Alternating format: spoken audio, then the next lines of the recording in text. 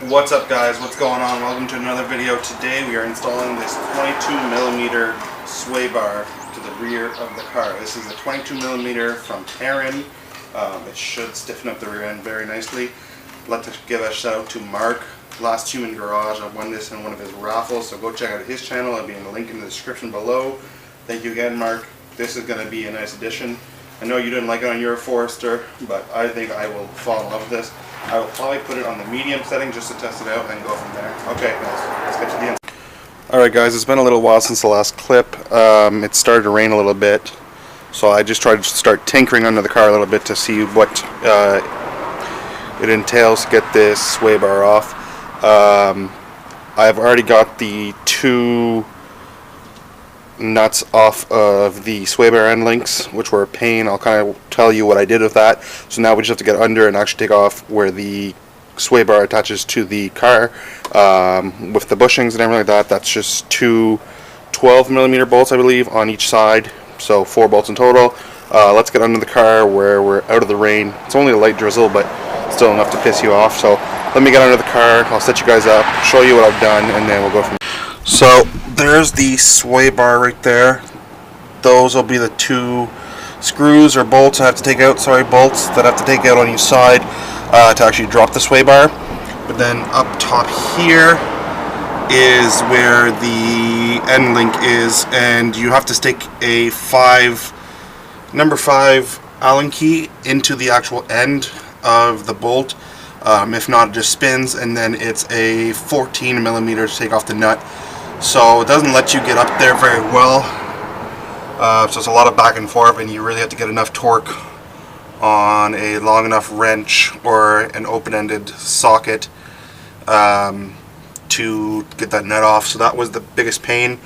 What I did was take the 5 Allen key, put it in, make sure it was pretty firm in there, but then also give it a few shots with a hammer just to kind of firm it up in there.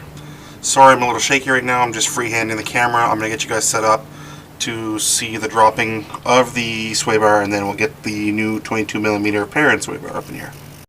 So yeah, like I said, these are 12s. They come off very easily.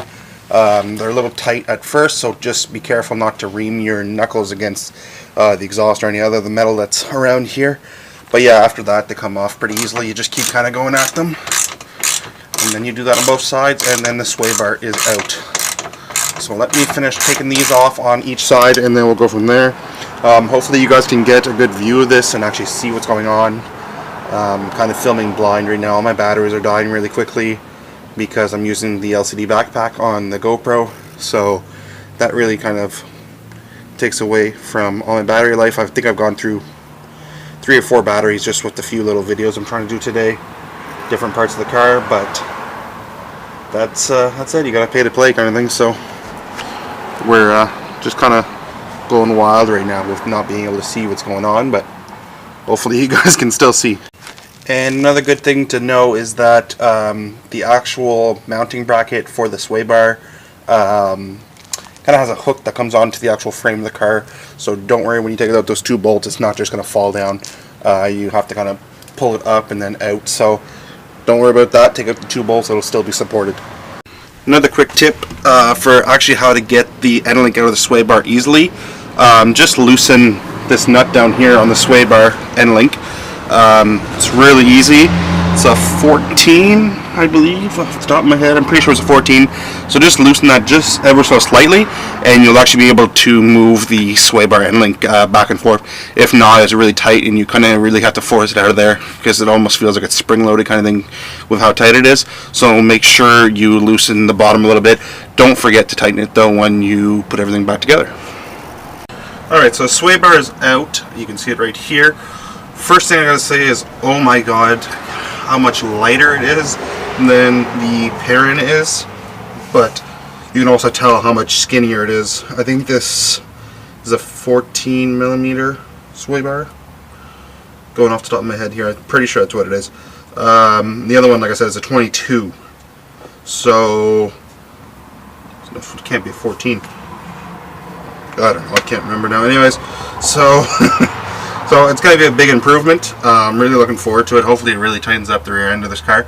But let's get that installed now. I'll pull this one out, bring the new one in. I haven't even unwrapped the new one since I've had it, and I've had it for probably about, I don't know, over a month now for sure. So let me get that, I'll bring it under the car, I'll get it all unwrapped, and we'll start to put it in. Alright, got the sway bar up in there. I'm going to start bolting everything down. Let me tell you how much of a pain that was to put in here. I don't know why I was having such difficulty trying to weed it through the exhaust.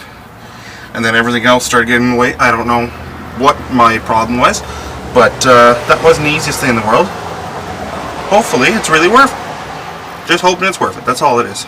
So I'm going to start bolting it up now. Going to start with the actual mount for the frame, and then the end links. Wish me luck. Alright guys, so sadly started to rain, everything's really wet out here, so I couldn't really film. It was getting wet underneath too, and I got a little bit of a snag. I went to re-bolt the sway bar to the frame, and one of the bolts, I guess when I removed it, it got a little bit shredded, so I stripped it, I guess, I don't know, or the hole got stripped somehow. I really don't know what happened. So I re-tapped the hole to make sure that I would take a new bolt, and I put in a different bolt. The bolt I took out actually is like curved, and I don't know. I cross-threaded it, I guess. Like, hard to say. Anyways, it's fixed. I'll try and see if I can get you a shot quickly of under the car. My GoPro battery's dying again. I don't know what's wrong with these things. Hopefully you guys can kind of see the red bar under there. Hopefully. Sorry that I didn't really get to show you the rest of it. It's kind of a pain with the rain. Oh, pain with the rain. Anyways, it's been a long day of working on the car, so peace out. See you guys in the next video. Like, comment, and subscribe as always. Let me know down below what you guys want to see next on this Forester. Thank you so much for watching. I appreciate every one of my views and everyone in the comments or likes or anything. Thank you so much. See you guys in the next video. Take care.